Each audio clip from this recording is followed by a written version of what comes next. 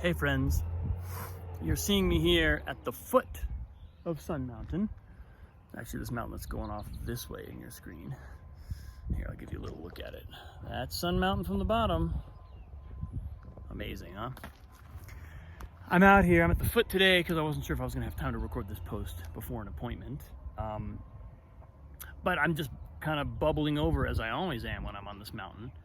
I drove up here from Albuquerque and I had listened to my Sadhguru book, had that on in the car, and a bunch of stuff bubbled up. I don't know how much of it I can get through in one post, but one thing that he was talking about, which just kind of tied into another insight I've had or understanding that I've had communicated, that I just wanted to connect up and kind of unpack for myself a bit, is this idea that our physical bodies are storehouses of our karma, and our physical bodies are reflections of our psychic imprint.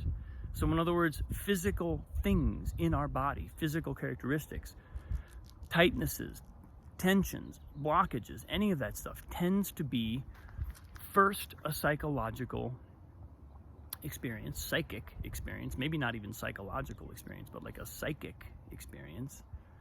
And then our body begins to mirror our psychic impression of ourselves. And this is why injuries or tensions can persist, and doctors can say, I literally don't see anything wrong with you. I don't see anything wrong with this thing, with this part of you. But there's a kind of persistence. This is something I experienced with a particular area of my back. I also experienced it with this, I was noticing something in piano the other day where I'm playing piano and I'm feeling my left armpit kind of close. And I'm like, that's interesting. What if I open that up? What if I let space in there? And all of a sudden, not just my left hand, but both hands both arms are able to move. My hands are starting to move around the keyboard more effortlessly. There's a flow to it. There's a kind of, it's like the notes where they had been kind of tight before started to be able to move in waves.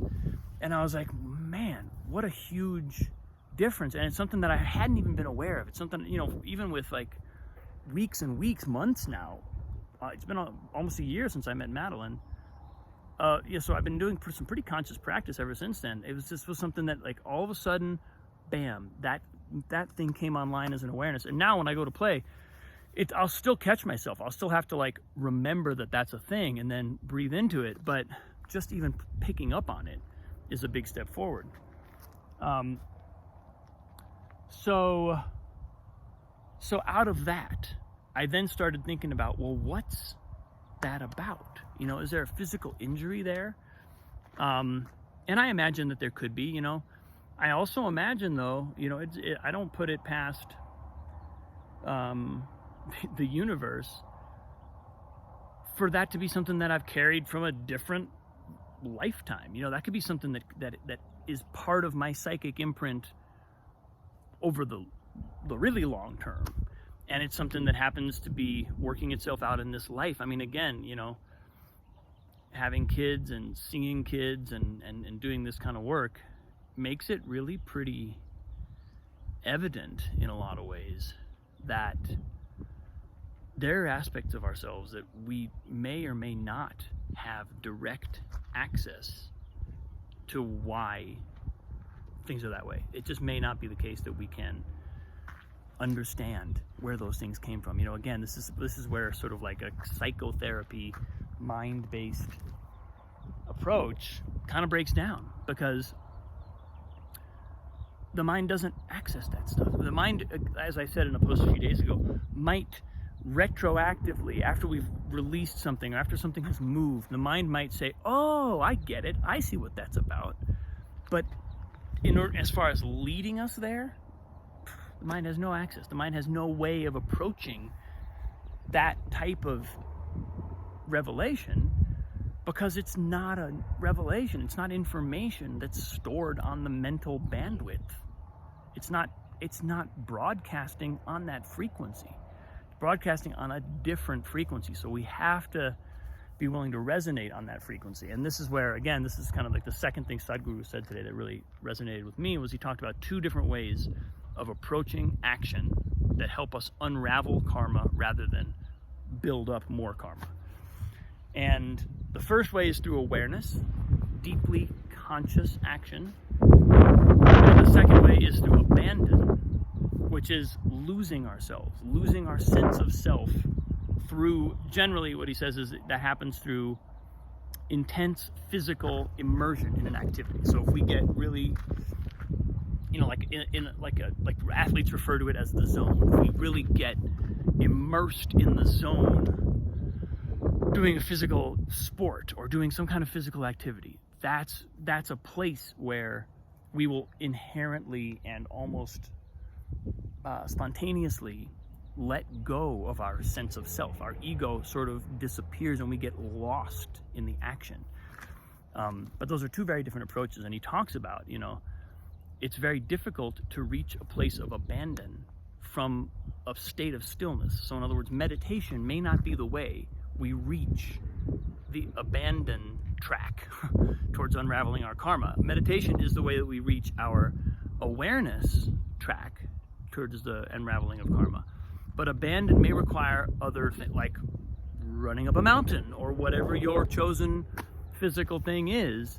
Finding those physical aspects, those activities that take us beyond the immediate kind of frame of our mental ego. And then, just because this is the way my mind works, that took me to reflecting on, when we were studying, when I was studying theater, we did a whole unit, a whole couple weeks, I think, on Apollo and Dionysus, the two Greek gods, where Apollo is the god of order and intellect and clear and healthy boundaries, construction, that logos, mind. And Dionysus is the god of, the goat, the god of intoxication, the god of losing ourselves, the god of total abandon.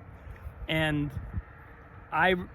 this is something that actually, funny enough, in theater circles we talk about, because when either of these two elements becomes too prominent or too dominating within a piece or within a project, the project can kind of lose its heart.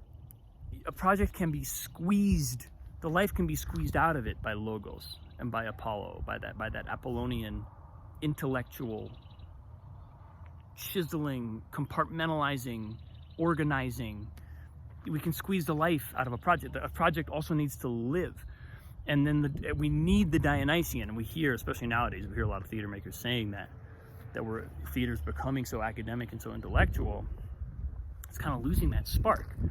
On the other hand, I've certainly seen it go the other way, where there's explosive expression and just total abandon, and also total incoherence. And it may be wonderful for the performers to experience that performance, but nobody else is getting anything from it because it's not communicating. That spirit of abandon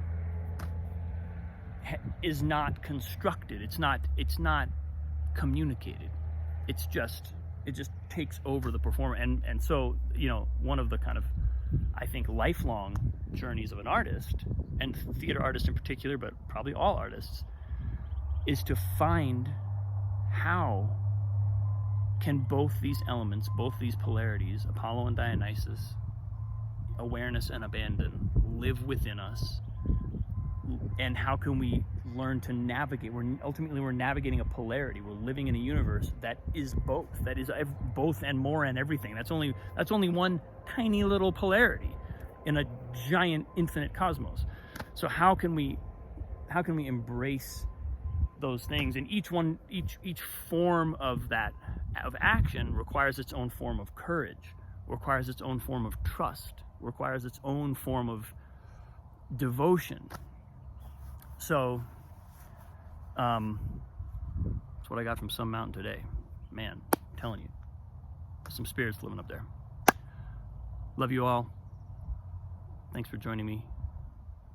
Appreciate you. Have a wonderful day. See you tomorrow.